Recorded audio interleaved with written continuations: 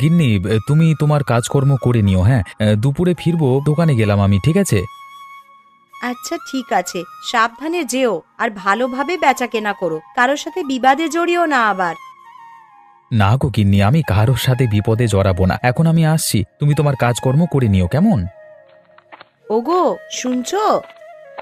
উফ, তুমি আবার পেঁচু ডাকছো কেন? কি হলো বলো দেখি। আরে তুমি তো দোকানের চাবিটা নিয়ে যেতেই ভুলে গিয়েছিলে, দেখলাম খাটের ওপরে পড়ে আছে, তাই জন্যই ডাকলাম, না হলে আবার বাড়ি ফিরে আসতে হতো। আরে তোমার তো দেখছি সব দিকে নজর। তুমি না ডাকলে সত্যি দোকানের সামনে থেকে ফিরে আসতে হতো। সব দিকে চোখ কান না দিলে হয়? আমি বাড়ির বউ, সবকিছু আমাকেই তো দেখতে হবে। সত্যি তুমি শুধু মুখে বলো না, কাজেও করে দেখাও। তুমি আমার বাড়ির যোগ্য স্ত্রী হয়ে দেখিয়েছো গো। আচ্ছা আচ্ছা, হয়েছে হয়েছে, আমার আর প্রশংসা করতে হবে না, এবার দোকানে যাও, না হলে খরিদ্দার দোকান বন্ধ দেখে ফিরে যাবে, আমারও তো কাজ আছে। হ্যাঁ হ্যাঁ, আমি আসছি গিন্নি, সাবধানে থেকো, নিজের খেয়াল রেখো।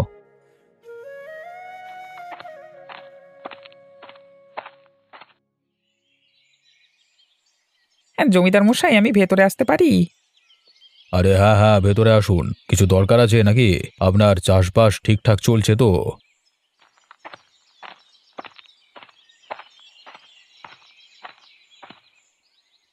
বিধাতার কৃপায় এখন ভালোই চলছে, আমার কোনো অসুবিধে হচ্ছে না। বাহ, তাহলে বলো, আমার কাছে কি করতে এসেছো? আমার গিন্নি সেলাইয়ের কাজ জানে, একটা টেলারিং এর দোকান খুলবো আমাদের বাজারে। তাই জন্য আপনার কাছে অনুমতিপত্র নিতে এসেছি, যদি আপনি দয়া করে অনুমতিপত্র দেন তাহলে। আরে হ্যাঁ হ্যাঁ, কেন অনুমতি দেব না? কাউকে যদি অনুমতি দিলে তার উন্নতি হয় তাহলে আমি আটকাই না, যদি গ্রামের ক্ষতি হয় তাহলেই আটকাই। জি কর্তাবাবু, আমি জানি। কর্তাবাবু, অনুমতিপত্রটা একটু তাড়াতাড়ি দিয়ে দিলে ভালো হতো, জমিতে অনেক কাজ পড়ে আছে। হ্যাঁ হ্যাঁ, তুমি একটু দাঁড়াও, আমি ভেতর থেকে কাগজপত্র নিয়ে আসছি। তুমি শুধু একটা স্বাক্ষর করে দেবে, আর আমি একটা স্বাক্ষর করব, তাহলেই হয়ে যাবে। আচ্ছা, একটু তাড়াতাড়ি করবেন, হ্যাঁ?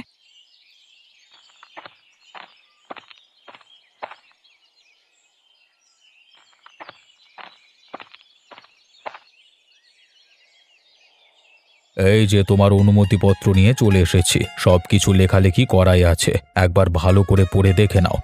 তারপর তুমি স্বাক্ষর করলে আমি স্বাক্ষর করব, কেমন? হ্যাঁ, বুঝতে পেরেছি কি কি লেখা আছে, সব নিয়ম নীতি মেনেই কাজ করা হবে। এই যে আমি স্বাক্ষর করলাম, এবার আপনি স্বাক্ষর করে দিন। হ্যাঁ, আমিও স্বাক্ষর করে দিয়েছি। ভালোভাবে ব্যবসা করো, যা নিয়ম কানুন লেখা আছে সবকিছু মেনে চলো, কেমন? আজ্ঞে কর্তাবাবু, সবকিছু অক্ষরে অক্ষরে পালন হবে, এবার আমি আসি। হ্যাঁ হ্যাঁ, এসো এসো।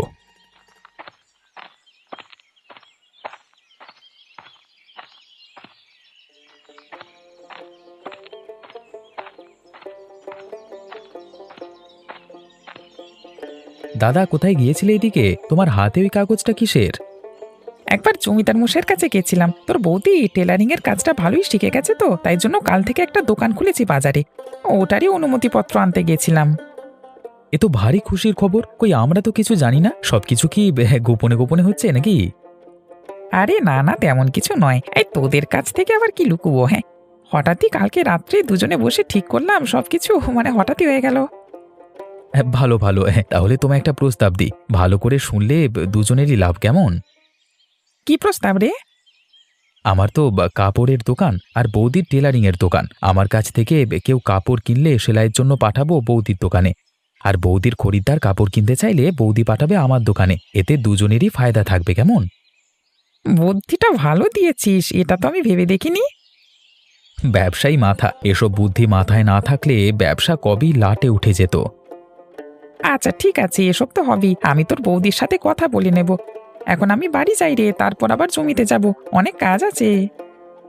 আচ্ছা আচ্ছা, ঠিক আছে, তুমি যাও, আমি যাই দোকানে, কেমন?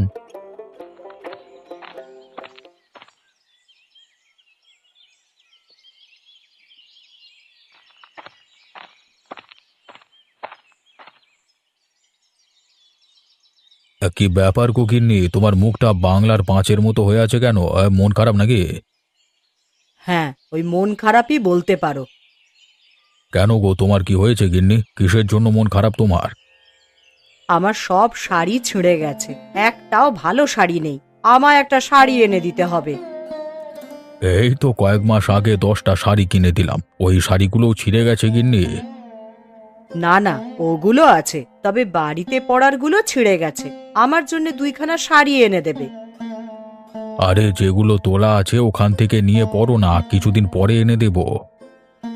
না না, আমি ওসব কিছু জানি না। আমাকে এনে দিতে হবে 2টো শাড়ি, না হলে কিন্তু রান্না করা বন্ধ করে দেব। হ্যাঁ হ্যাঁ, আমি তো নিজে রান্না করতে পারি না, তাই এটারই ধমকি দাও। তুমি যদি ভালোভাবে এনে দিতে তাহলে আর ধমকি দেওয়ার প্রয়োজন হতো না। একবার বললেই তো আর তুমি এনে দেবে না। ঠিক আছে বাবা, এনে দেব, আর কিছু বলতে হবে না তোমাকে, এত কথা বলবার থেকে এনে দেওয়া ভালো। হাহা, এই তো তুমি কি সুন্দর বুঝে গেছো, এটাই ভালো লাগলো। যেটা বলবো এনে দেবে, নিশ্চয়ই দরকার ছাড়া কিছু বলি না আমি। হ্যাঁ, দরকার ছাড়া কিছু বলে না, সব সময় বলবে এটা চাই ওটা চাই, আমার পকেট তো খালি করে দিলে। কিছু বললে নাকি আমায়? না না, তোমায় কিছু বলি নাই, তুমি যাও, আমি তোমার জন্য শাড়ি এনে দেব। এবার খুশি? হ্যাঁ, এইবার আমি খুব খুশি। যাই, তোমার পছন্দের খাবার রান্না করব।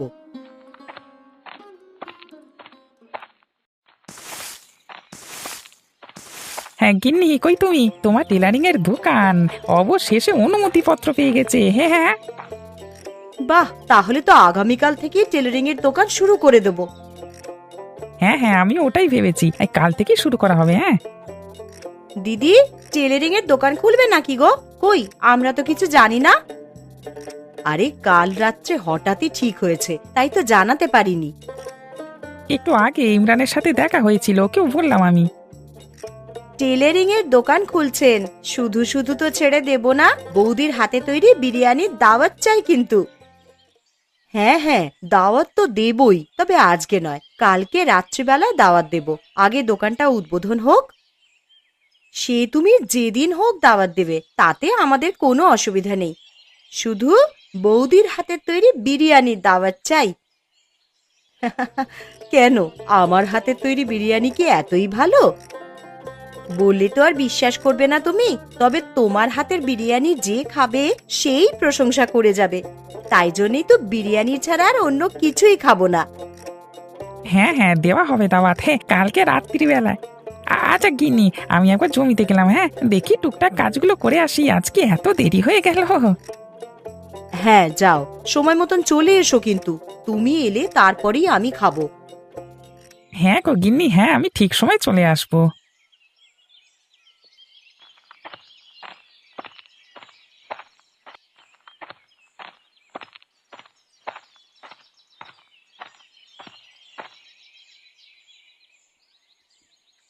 আরে জমিদার মশাই, আপনি আসুন আসুন, ভেতরে আসুন। ইমরান, আমাকে ভালো ভালো দুটো কাপড় দেখাও দেখি, আমার স্ত্রীর জন্য নেব। আরে জমিদার মশাই, এর জন্য আপনি এত কষ্ট করে আসতে গেলেন কেন?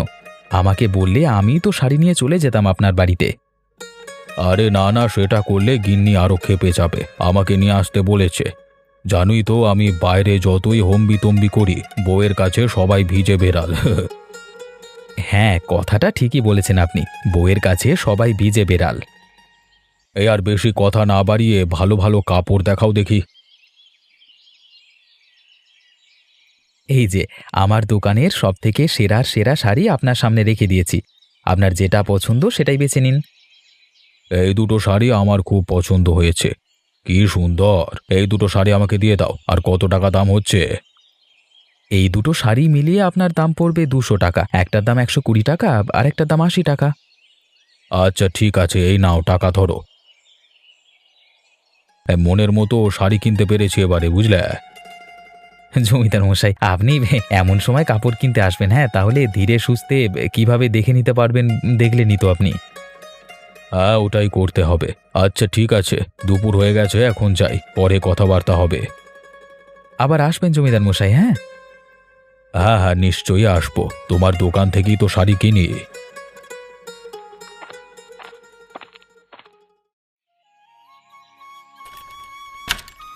ব্যাস হয়ে গেল চাবি দেওয়া, এবার বাড়ি যাই, দুপুর হয়ে গেছে, আর দেরি করলে গিন্নি রাগ করবে। আরে ওটা তো ফারুক দাদা মনে হচ্ছে জমি থেকে বাড়ি ফিরছে, একবার ডাকি তো। ফারুক দা, আরে ও ফারুক দা, দাঁড়াও দাঁড়াও, আমি বাড়ি যাবো, দাঁড়াও। আরে আয় আয়, তাড়াতাড়ি আয়, এমনিতেই দেরি হয়ে গেছে, আর দেরি করা যাবে না। আরে এই তো আমিও চলে এসেছি, চলো চলো একসাথে দুজনে বাড়ি যাই। তাই ইমরান, তোর আজকে দেরি হয়ে কেন মনে হচ্ছে? অন্যদিন তো আমার আগে বাড়ি চলে যাস। হ্যাঁ, দোকান বন্ধ করবার ঠিক আগেই জমিদার মশাই দোকানে আসেন, দুটো কাপড় কিনে নিয়ে যান। ওনাকে ছাড়তে ছাড়তেই দেরি হয়ে গেল। বাবা, হ্যাঁ, জমিদার মশাই এসেছিলেন, তাহলে তো ভালোই বাসা কেনা হয়েছে। হ্যাঁ, উনি তো আর কমা কাপড় কিনবেন না। না না, তেমন দামি কাপড় কেনেননি, রোজের পরবার কাপড় কিনে নিয়ে গেছেন গিন্নিমার জন্য আর কি। ও আচ্ছা আচ্ছা, আমি ভাবলাম জমিদার মশাই এসেছে, ভালো বেচা কেনা করলি, তাই আর কি বললাম। না না দাদা, মোটামুটি হয়েছে। দাদা বাড়ি চলে এসেছি, তুমিও বাড়ি যাও, হ্যাঁ আমিও বাড়ি যাই। হ্যাঁ হ্যাঁ, আবার পরে কথা হবে। দুপুর হয়েছে, শুধু শুধু দেরি করা উচিত নয়, বাড়ির সামনেই তো দাঁড়িয়ে আছি।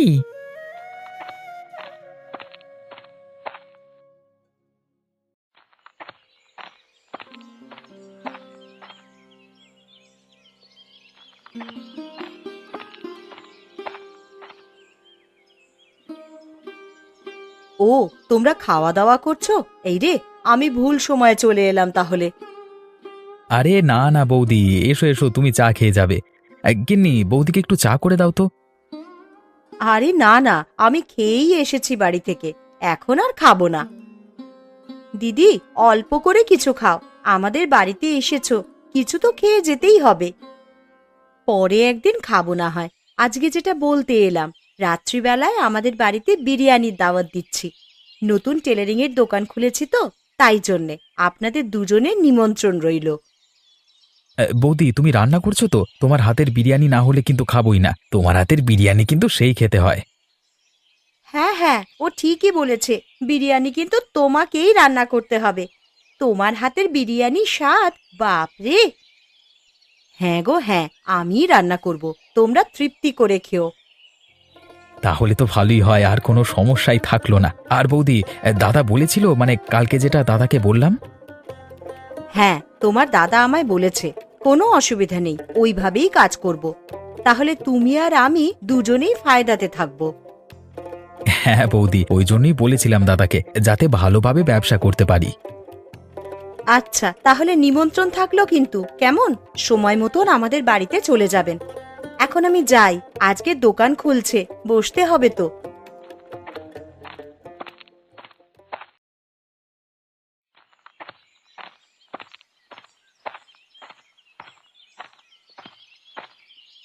আসুন দিদি আসুন, আপনাকে কি দেখাবো বলুন। আমাকে ওই রোজ পরার মতন একটা শাড়ি দেখান তো, একটা নেব। ওই চাপা শাড়িগুলো দেখান না। এই দেখুন, এই ছাপা শাড়িগুলি নতুন এসেছে, বাজারে খুব চলছে, নিয়ে যেতে পারেন, ভালো জিনিস কম দামে। এই শাড়িটা বেশ ভালো, তা কত দাম এই শাড়িটার? একটু কম সম করে নেবেন কিন্তু। দিদি, আমি সবার থেকে কম করেই নিই, তাই জন্য আমার দোকানে এত খরিদ্দার আসে। তাহলে এটার জন্য কত টাকা দিতে হবে? বেশি নয়, আপনি 60 টাকা দিন, একদম অল্প মূল্যে করে দিলাম। হ্যাঁ দাদা, সত্যি খুবই অল্প মূল্য। আমি এবার থেকে প্রত্যেকবার এই দোকানেই আসব। হ্যাঁ হ্যাঁ অবশ্যই। বলছিলাম দিদি, আপনি কোথা থেকে শাড়ি সেলাই করান? মানে বাজারেই আমাদের একটা টেলারিং এর দোকান হয়েছে, ওখান থেকে করিয়ে নেবেন, হ্যাঁ খুব কম দামে করে দেয়। অসংখ্য ধন্যবাদ আপনাকে, আমি ওখান থেকেই করিয়ে নেব। আপনি যখন বলছেন, তাহলে কম দামই নেবে। একদম জলের দামে করে দেবে, মাত্র কয়েকটা টাকা নেবে আর কি। আচ্ছা ঠিক আছে, আমি এখন আসি। দিদি, আমাদের দোকানে আবার আসবেন কিন্তু, হ্যাঁ সবচেয়ে কম করে দেব, মানে আসবেন হ্যাঁ। নিশ্চয়ই আসব, এই দোকানের জিনিসপত্র আমার খুব ভালো লেগেছে।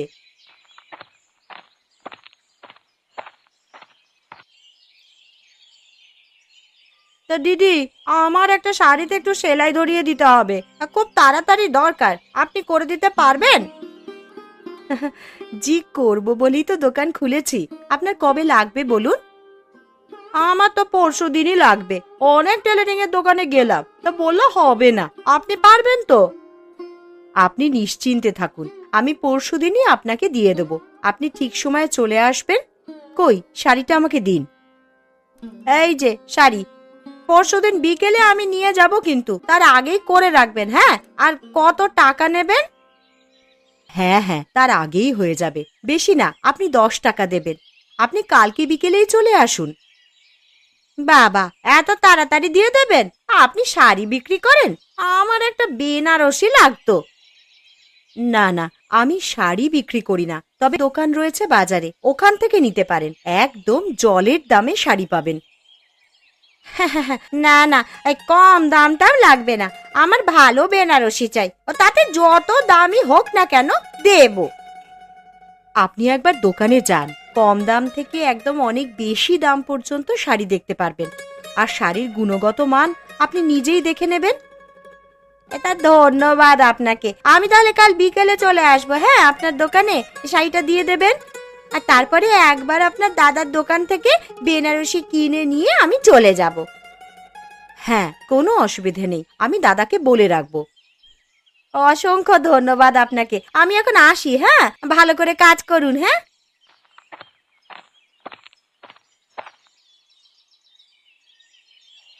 গিন্নি দেখো, তুমি বলতেই আমি তোমার শাড়ি কিনে এনে দিলাম। যা চাইছো তাই পেয়ে যাচ্ছ, এবারে কিন্তু আমার কথা শুনে চলতে হবে।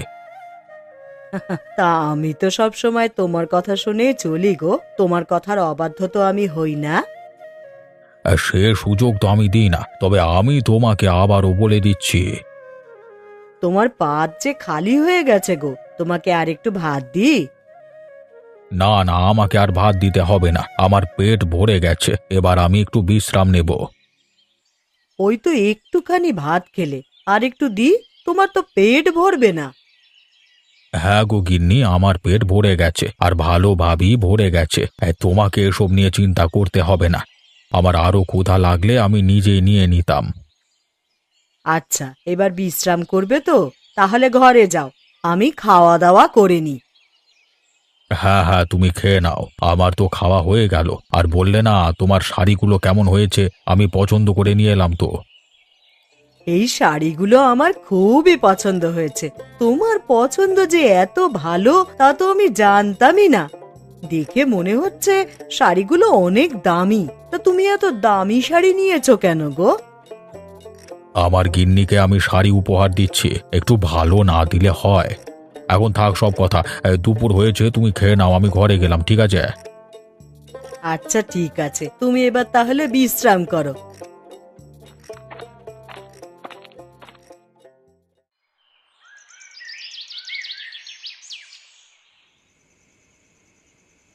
দাদা বৌদি সব কোথায় গেলে? আমরা সবাই চলে এসেছি।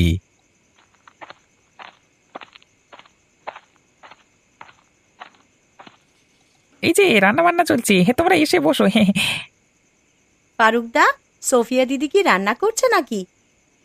হ্যাঁ হ্যাঁ, ও রান্না করতে ব্যস্ত হয়েই গেছে প্রায়। মানে এবার দমে বসিয়ে চলে আসবে আর কি, মানে নিজে থেকে হবে তো বিরিয়ানিটা। হ্যাঁ, বুঝতেই পারছো, শেষ আর কি।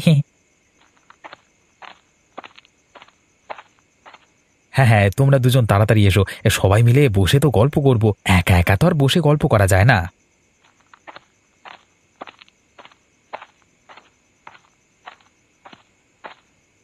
এই যে আমি চলে এসেছি, একটু পরে গিয়ে বিরিয়ানিটা নামিয়ে ফেলবো, তাহলেই হয়ে যাবে। বৌদি, আমার দৌলতে একটা খরিদ্দার হলো তোমার। তোমার টেলারিং এর দোকানে পাঠিয়ে দিয়েছি, সে কালকে যাবে তোমার দোকানে। বাহ, ভালোই করেছো। আমিও একটা খরিদ্দার তোমার দোকানে পাঠিয়েছি, একটি মহিলা আজকে যায়নি? হ্যাঁ হ্যাঁ, আমি জানি তোমার নাম করছিল। এভাবেই দুজনে মিলে যদি ব্যবসা করতে পারি তাহলে মুনাফা হওয়া থেকে কেউ আটকাতে পারবে না।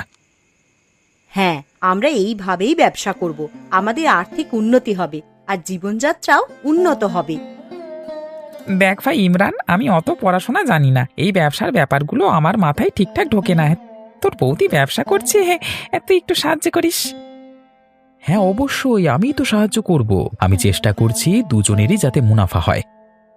ভাই ভাই, তুই ব্যবসার লাইনে অনেক দিন আছিস, তাই জন্যই তোকে বলছি আর কি। মানে যে জায়গায় ভুল ত্রুটি হবে সেই জায়গাটা একটু বুঝিয়ে দিস। জি ফারুক দাদা, তুমি একদম চিন্তা করো না, আমরা তো আছি একে অপরের পাশে। এটাই হচ্ছে ভরসা। চলো, বিরিয়ানি তো হয়ে গেছে, এবার সকলে খেতে বসে পড়ো। গরম গরম বিরিয়ানি খেয়ে জানাও কেমন হয়েছে।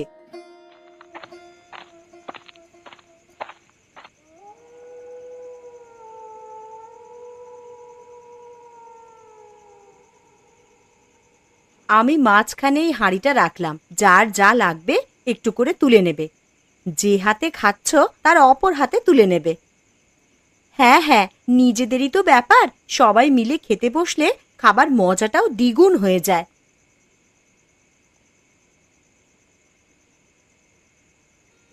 হ্যাঁ, এই যে বিরিয়ানির স্বাদ না, এটা কোনো দোকানে মানে কেনা বিরিয়ানিতে পাওয়া যাবে না। অপূর্ব লাগে খেতে, উফ, সেই আর কি। বাপরে দাদা, আপনি এত প্রশংসা করে দিচ্ছেন, মনে হয় আমার রান্না করা খাবারটা তার যোগ্য নয়। না গো দিদি, আমিও ওর সাথে একমত। কি সুন্দর রান্না হয়েছে, মাংসটা কি সুন্দর সিদ্ধ হয়েছে। আমি বিরিয়ানি রান্না করতে গেলে এত সুন্দর মাংস সেদ্ধ হয় না। আমার তো মাংস আলু সবই ভালো সেদ্ধ হয়ে যায়, কেন হয় জানি না, তবে আমার হাতের বিরিয়ানি ভালোই হয়। ওই জন্যই তো তোমার হাতে রান্না করা খাবার আমি বেশি বেশি করে খেতে চাই, বিশেষ করে এই বিরিয়ানিটা। হ্যাঁ, আমাদের টেলারিং এর দোকান উপলক্ষে দাওয়াত দিয়ে দিলাম, ভালো লেগেছে তো তোমাদের? ইমরান, কিছু বল ভাই। আমি বলবার মতো অবস্থায় নেই। এত সুস্বাদু বিরিয়ানি খাওয়ার সময় একটা কথা কথা বলিও না, আমার কথা বলতে ইচ্ছা করছে না। আরে তাও বল না, কেমন লাগছে? আরে বললাম তো, বৌদির হাতের বিরিয়ানির সব থেকে সেরা। দেখো না, নিমেষের মধ্যে আমার থালা খালি হয়ে গেল। যাকগে, সবার ভালো লেগেছে, এটাই আমার কাছে অনেক। দাওয়াত দেওয়া তো হয়ে গেল, এবার ব্যবসাটা কিন্তু ভালোভাবে করতে হবে। বৌদি, তুমি চিন্তা করো না, আমি আছি তো। তোমার ব্যবসা ভালোই চলবে, কারণ দিনে আমার কাছে 10 থেকে 12টা খরিদ্দার চলে আসে, তার মধ্যে 5টা অন্তত তোমার কাছে যাবেই যাবে, আমি পাঠাবো নিজে। এইভাবেই তোর বৌদির পাশে থাকিস, আর বিশেষ কিছু বলবার প্রয়োজন হবে বলে আমার মনে হয় না। তুই তো সবই জানিস ভাই।